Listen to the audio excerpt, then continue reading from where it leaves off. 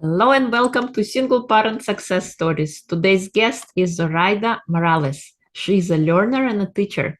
After a cancer diagnosis, she concluded that she wanted to live an authentic and happy life while living in the space and asking herself multiple questions, such as how do I want to live or die? What does living an authentic and happy life look like, sound like, and feel like? Am I hungry for? What do I need and have? What do I need and didn't have? How do I get it? And Zoraida is also a single mom of two kids. Welcome. It is a pleasure to have you. Oh, it's my pleasure to be here, Irina. Thank you for having me. Thank you. So please share with us your story. How did you become a single parent? Wow. So I'll tell you, I'll start with the story of when I knew that I had to get out of the marriage and I had to start planning. And so I was in the city working at a nonprofit and I started to hemorrhage through my nose. And I called my ex-husband to ask him to come pick me up. And he wouldn't. He stated that he and my son had a basketball tryout and therefore he couldn't come to New York. And of course I was livid and I was pissed off. And, I said things like, well, I'm sure the coach will understand if he knows the circumstances. And he still wouldn't. And the hemorrhaging was a symptom from my taking chemotherapy. And at that moment, I just knew that I had to plan to get away from him.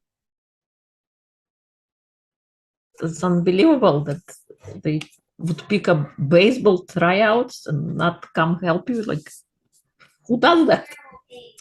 Exactly. I mean, that's what I thought. I mean, any friend will call me, anyone. If I were to see anyone who needed help, I'd be there. And, when I look back, I wasn't surprised because 6 months prior to that, I had rotator cuff surgery and I came out of the hospital and he was taking his sweet time getting me food so that I can take the medication.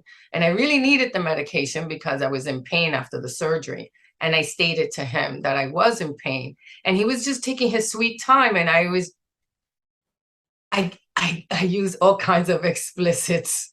And, I started saying, okay, this isn't right. This is like so unlike him.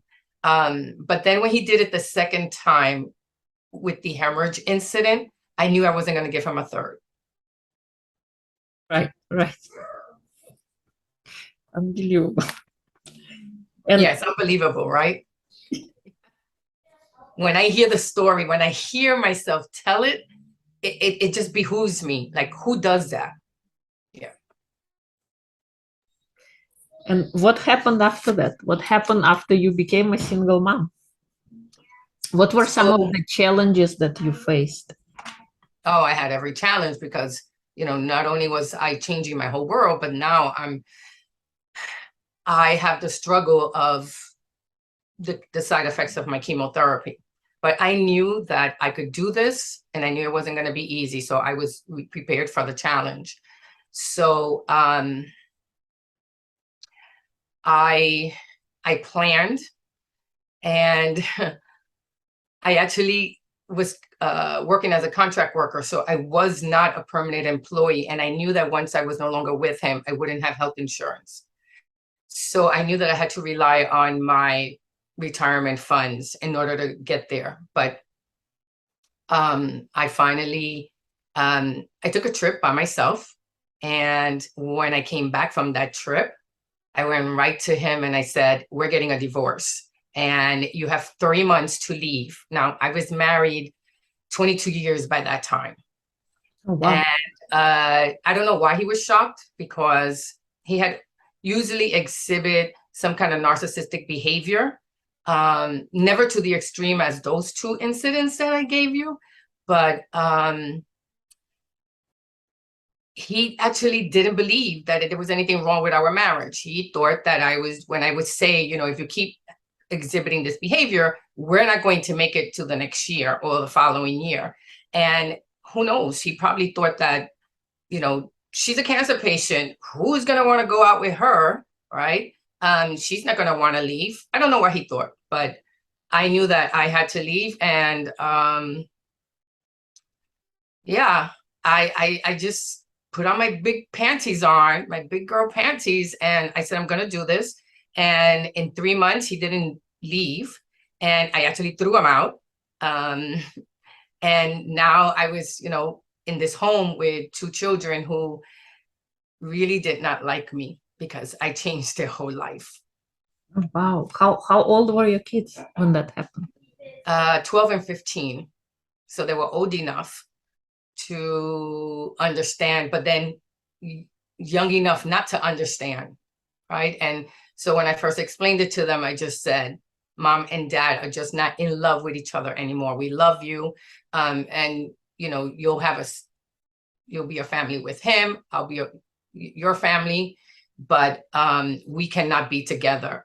And it took me a couple of years before I finally told them the truth, because we're brought up not to talk to our children about adult things, but the adults in my orbit were telling my children different things. And so it was just adding to their discomfort and to their desire of not wanting to be with me. So I finally told them the truth. And when I told them the truth, they cried. And I didn't tell them because I wanted them to dislike their dad. I told them, look, your father's been a great dad. That I can say, but he's just not a great husband. And I need to take care of myself. And this is just not for me anymore. And I did the best I could. And, forgive me, because I'm just doing the best that I can. And my little one, who was 15, I think, by the time I told him, he said, Mom, you have nothing to ask us to forgive you. We ask you to forgive us because we didn't make it easy for you. So it was a pivotal moment. Yeah. Wow. But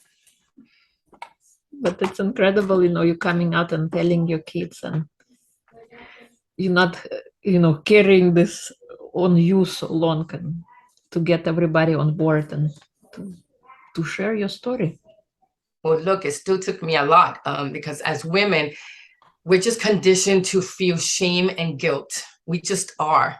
And I still carry some of it.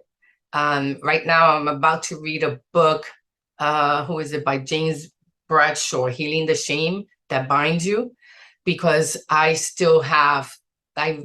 only do I have some of the shame from the divorce proceedings, because they were rough, but from my childhood. I had, how it is. Once you start digging deep into why did my marriage didn't work? Why am I in this position? Then all of a sudden you find yourself digging into your childhood, and I realized that I knew I had childhood traumas, and I thought I had them under control, but they were just under the surface. And so as I was digging through my childhood traumas and limited beliefs, I realized that I needed more help than I thought.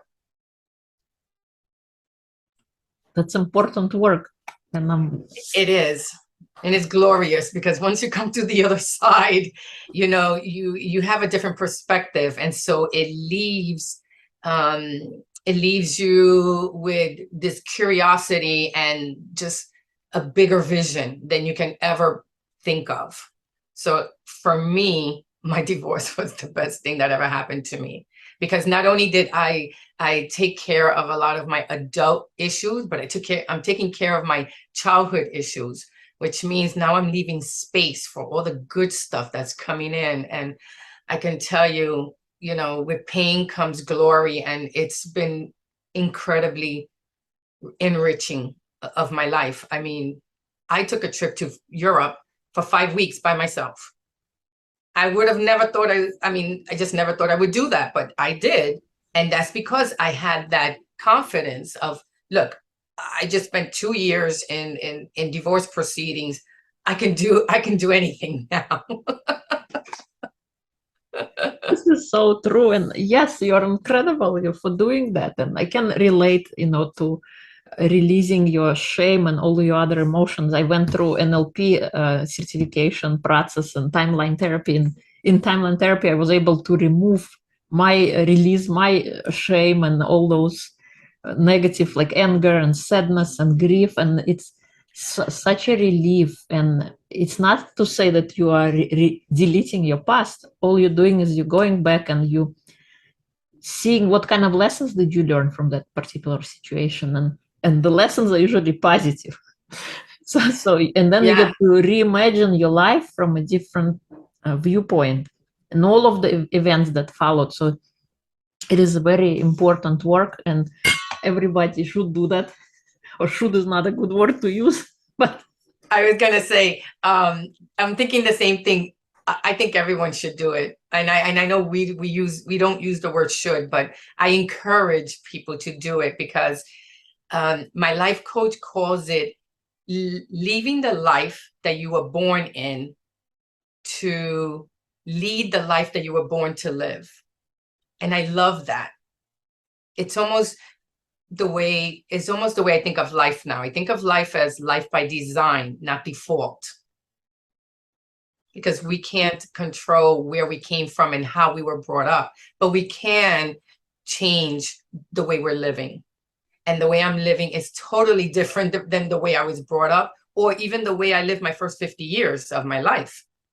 I mean, because I'm learning all this. I've been doing this now for the last 9 years, and I still have so much more to go. But I wish there were a Mind Valley that for teenagers when I was younger, because I would have been a different person. But at the same time, I have no regrets because it's taking me to this place right now. And I am in such a great place. And it couldn't have happened without all those lessons, because those lessons happened for me. I used to think they happened to me. But I've changed my mindset. It's just like when I got the cancer, I had to change my mindset. I had to say, do I want to live? Do I want to die? What am I hungry for? How do I want to live? And how do I get it? Because I just find that now I ask myself questions all day long. And this is how I make decisions now. I just ask myself these questions in order to come up with these answers. So I'm not making decisions now based on my mind and my ego. I'm making decisions based on my heart and intuition. You still need the mind and the ego, right? Because they get things done and they have some good ideas, but the mind only knows what it knows, right? You don't know what you don't know. And the ego, well, the ego goes crazy sometimes. And you already feel crazy when you're a single parent. So I always try to keep my ego under control. And I try to lead with my heart and my intuition. Yeah. yeah, that's amazing. What kind of advice would you give to your younger self? Oh boy. The same advice I give to my children. Self-love, because that's how I got through that process of cancer. Well, let me just say that I just celebrated my first year of remission with no chemotherapy after 14 years. Congratulations. Yes. And I did it. I feel so healthy mentally, physically, spiritually, because I've been exercising self-love. So ever since that diagnosis, I've been teaching my children, and I have 2 boys, right? They're 17 and 20. I'm teaching them self-love because I'm exercising self-love. And so self-love, when I was growing up, I thought it was getting a mani and a pedi and a massage once a month. That's not what self-love is. I mean, it could be, but it's a form of it. But self-love is, for me, is setting boundaries with myself. So that means that I don't let my mind tell me things that are false, make me feel bad, tell me that I should do something, right? Which means that I no longer make excuses for people's bad behavior. I no longer put myself in situations that I shouldn't be in. And I think doing that means that I'm teaching people how to speak to me, how to treat me. And so I'm doing that with my children because my children are young and no one ever teaches you how to do this. Now, I don't know about you, but I was brought up in a Puerto Rican household, and I'm the oldest, where no one exercises self-love. You basically do what's best for the family and the community, right? And you grow up taking care of others. And so I'm a caretaker. By nature, I'm a caretaker, which is so great that I'm a nutrition and cancer coach now. Because what I did was, right, I kind of like pivoted and used it to my advantage. But the self-love and the self-care, right? That means I get as much sleep as I need, as much rest as I need. Actually, I came back from Tallinn at Mind Valley University, and I said, why am I putting all this pressure on myself? So now between 3 and 4 o'clock, I take an hour to myself to do whatever I want or nothing, because I'm working 12-hour days, starting a business, but I wasn't really taking, well, that part needed to be added to my schedule to exercise more self-love, because I find that you can never exercise enough self-love. So I'm learning more self-love and more self-love as I lead. So it's self-love, self-trust, and self-acceptance. I'm teaching my kids that now. That's hard because we live in a society that poo-poos on self-love. You're known as, well, you could be thought of as narcissistic or aloof, or social media is not about, social media tells you to put yourself out there, make a fool out of yourself, be inauthentic. Being authentic is really important to me. So I'm teaching my children all that, and they're boys, so they find it like, Mom, I made a commitment. How can I not go to work today? And I told my child, honey, you just had a car accident. You need to stay home and process it for a while. Your mind and your body just went through a lot. So exercise some self-care. Call your boss and let him know that you had a car accident, and you'll contact him tomorrow morning, but you're not coming in today. And again, years ago, I would have gone to work. I swear to God, I would have gone to work as though nothing happened, because I made a commitment. But I'm teaching him that, yes, commitments are important, but your well-being is even more important. And so I am putting that number one. My children, I'm teaching them, and I'm hoping that they continue to embrace it, because, they're going to have women one day. And, or if they already have, but you know what I mean. One day they're going to get married, and, it's true. You can't really love someone else if you can't love yourself. And the self-love for me is the biggest thing, because it's what's helped me move through the divorce, move through the cancer in an authentic, happy way, like authentically happy, not faking it, not putting it on social media that I'm happy, but staying home and looking at TV and wondering, why am I not doing X, Y, Z? So self-love is like my mantra. That's my thing. Yeah, awesome. What is one of your favorite practices of self-love? So I'm going to tell you a little secret. So I am known for taking a bubble bath between Zoom calls if I need it, because yeah. So Thursday, yeah, I know. I mean, I have to put the alarm on. Don't get me wrong, because there's times I'm like, oh my God, I gotta call in 10 minutes. I gotta get out of the bathtub. But Thursdays are like my really rough days. Like I have a really long day, and a lot of it is on Zoom. And sometimes, they're very intense days, and they're coaching days, and their community days. And so it takes a lot out of me. And when I feel that I'm drained, I need to replenish myself. So I'll take a bubble bath. Sometimes I do a 10-minute yoga. I'll go for a walk. Sometimes I'll just have a cup of tea and do a meditation. It all depends on what I'm feeling. If I have a lot of energy, right, I'll do an exercise. But if I just want to chill, I'll do a bubble bath or meditation. Yeah, that's what, and people know that about me. Um, but I love it. I love it. Good. Yeah. Whatever makes you happy and fills your battery, because we're not energizer bunnies. We need to replenish I totally the agree, charge. Irina. Yes, yes. We need to recharge our batteries.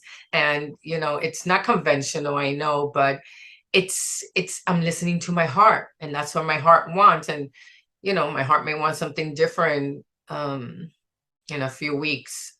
I may learn something new, but for right now, oh, you know what I also do? I went back to being 7 years old. I started thinking, okay, what are the things that I loved when I was 7? So I loved baseball, but I'm at an age where I couldn't walk around with a bat and a glove, so I purchased word search puzzles, and actually those hard puzzles, like 500 pieces, because that's what I liked as a kid. Now, for anyone who's going to watch this, I didn't have the internet when I was growing up, so so I had to find ways to entertain myself, right? And those are the things that really ground me, and they ground me now. So I'm actually doing a puzzle with my 17-year-old. That's very My nice. 17-year-old.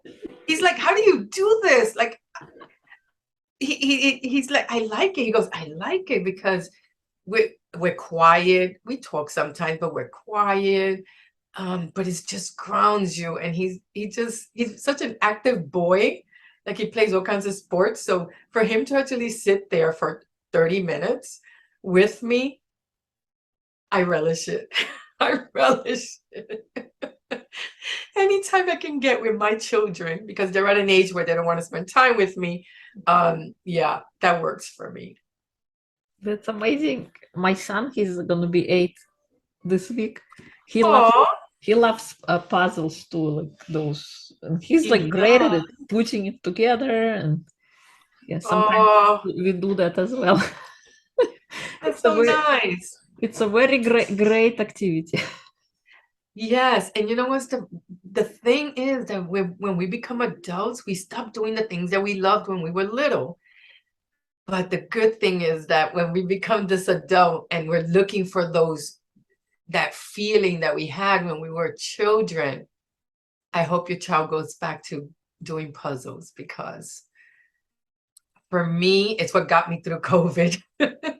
Doing all the things that I liked when I was younger. And yeah, those are the things that really worked for me. That's how I survived COVID.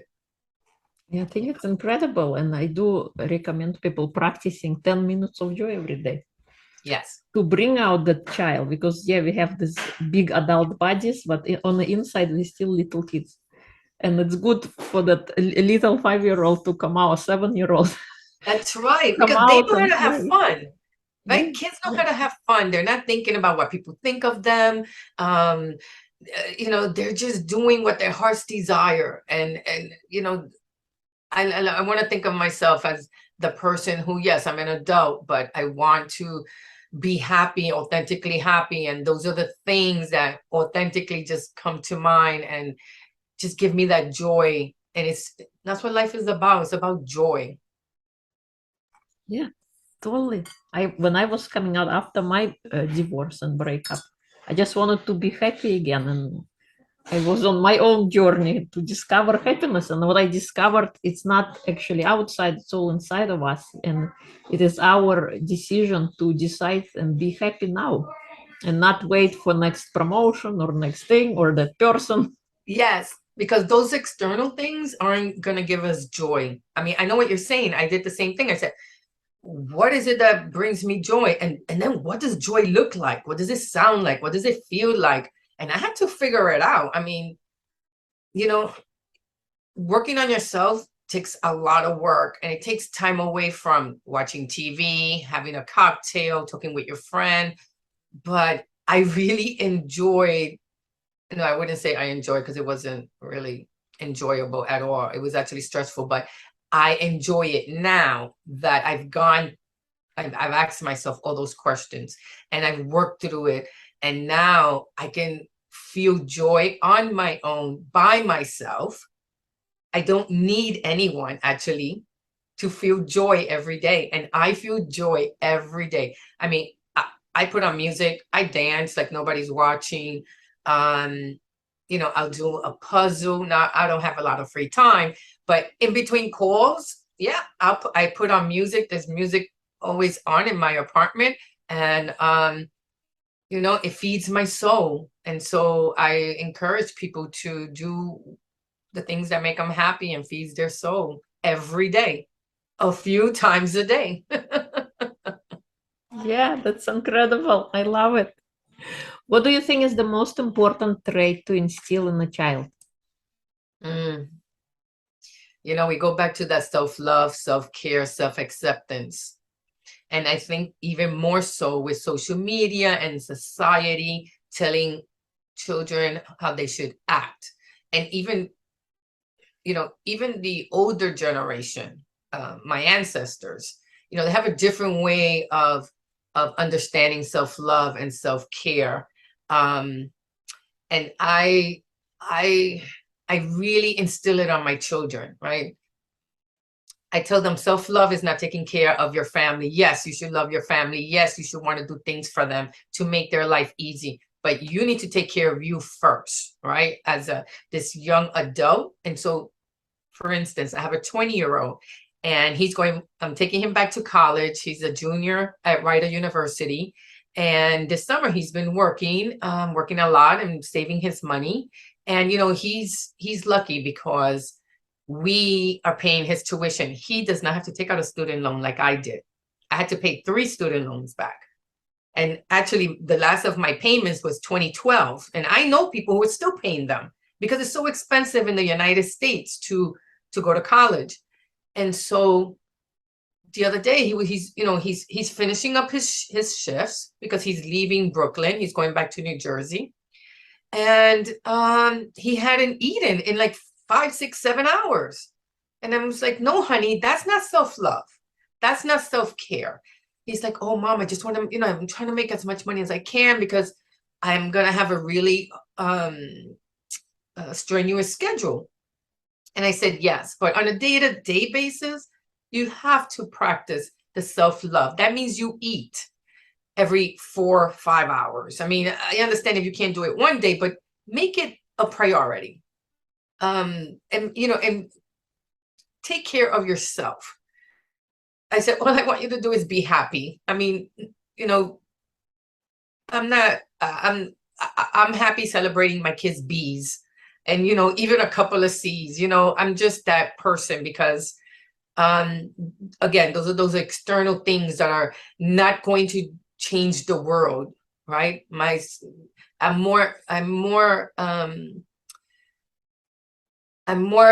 concentrate more on what's inside my child, the way he treats himself, the way he treats others, those inner things. And he just looked at me and he said, thanks, mom. Like, thank you for giving me permission, right? Thank you, because he's that type of kid. He's the oldest. So I know because I'm the oldest. So he wants to please his parents, right? And he wants to be the best that he can be, but he's thinking of those external things, those outer goals, and it's the inner goals that for me that I've learned are more important.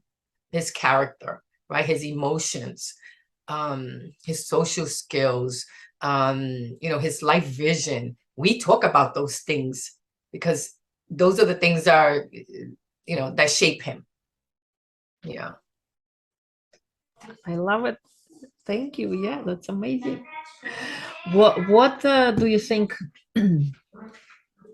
What kind of advice can you share with single parents who are just stepping onto that journey of single parenting? I am going to go by the experience that I had, and I am going to say, let guilt and shame be gone.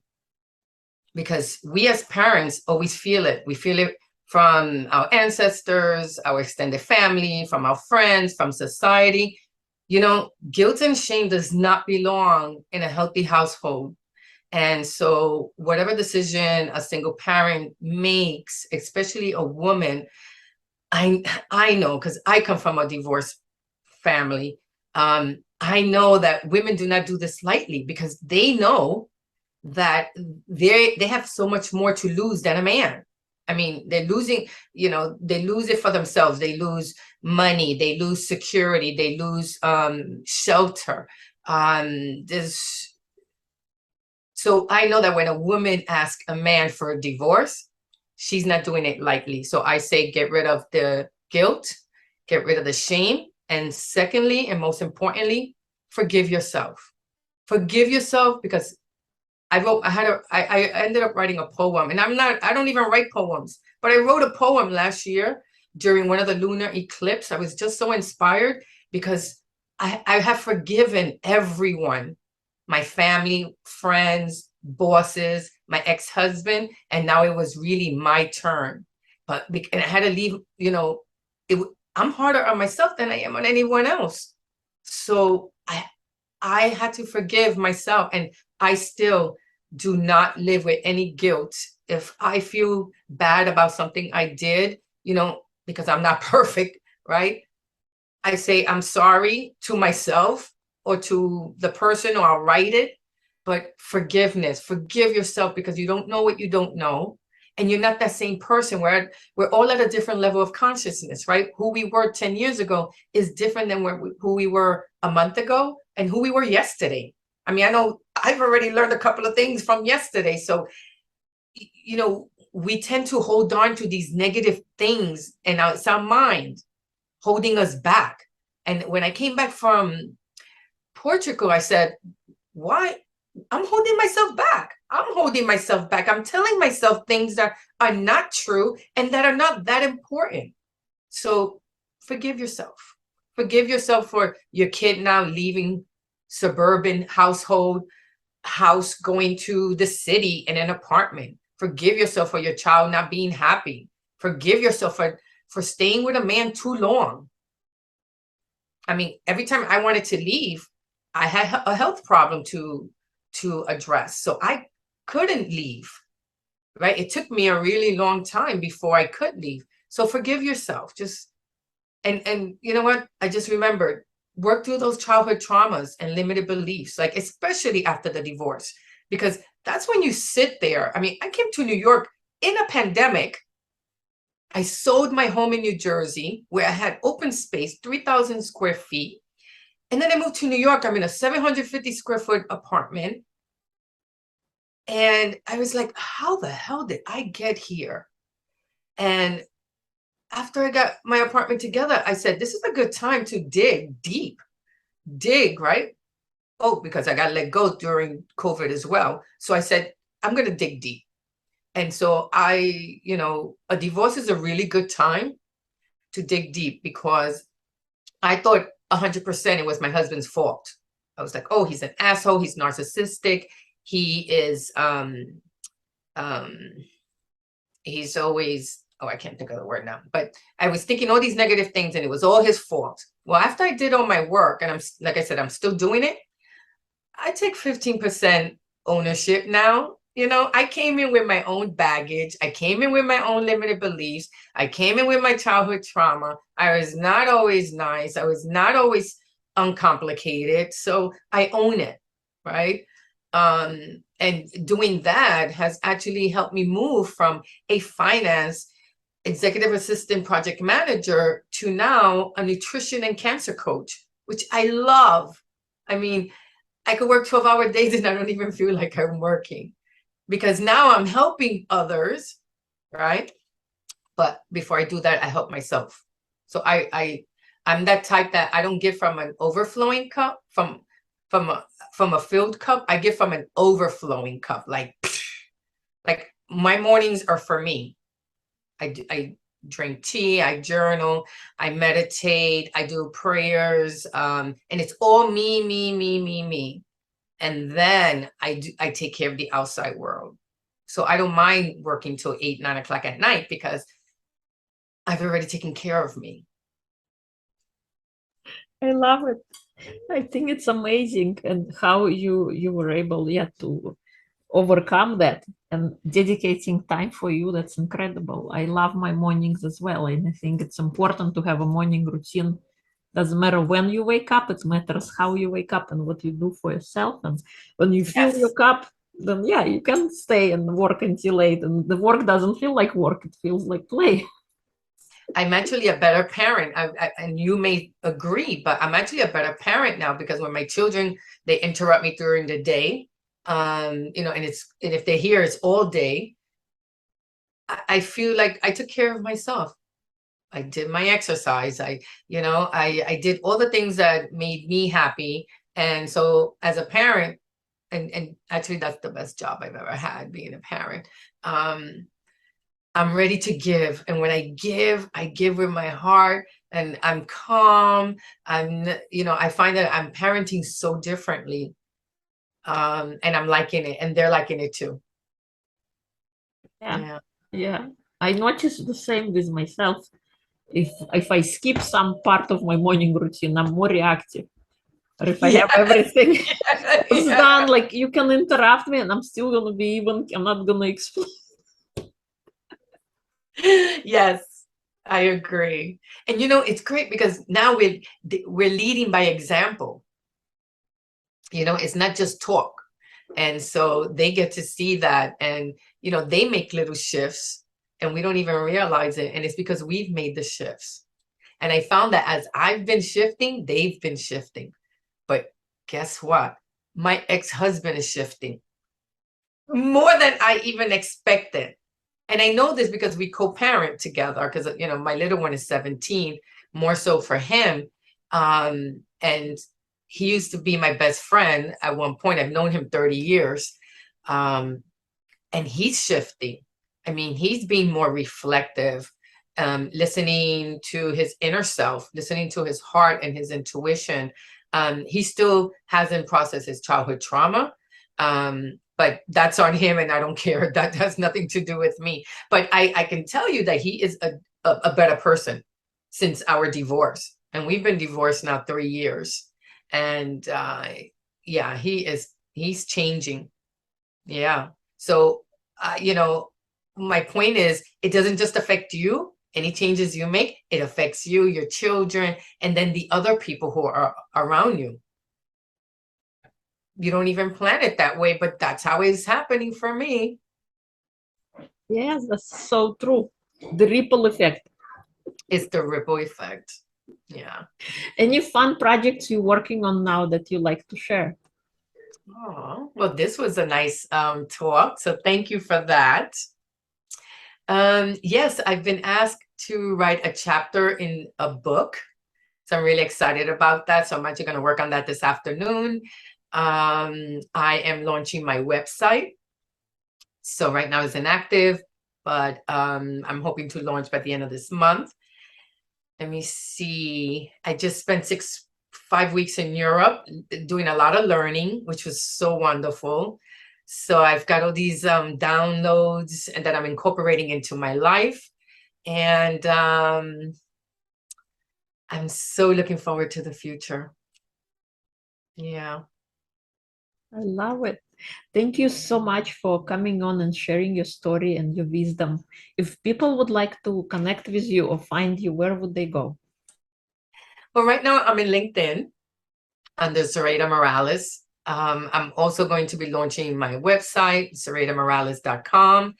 And I'm in Instagram at zmorales2018. Is there anything I haven't asked that you'd like to share? I think you touched on everything, but I do want to let people know, or just inspire people to live their life by design and not default. That is so true and so important, because oftentimes we have that predefined path of how, like, you grow up, you go to school, you get a job, you start a family, Yes. you work and you retire, and finally then you do something that you like. Yes. And I say, do it now. Do it while you're healthy. Do it while you're young. Do it while, you still have your family and your friends around you. Yeah. Yeah, thank you so much for coming on and sharing. We're gonna include all of the links and connection in the episode notes. I love having you. Thank you so much. Oh, thank you. It's my pleasure.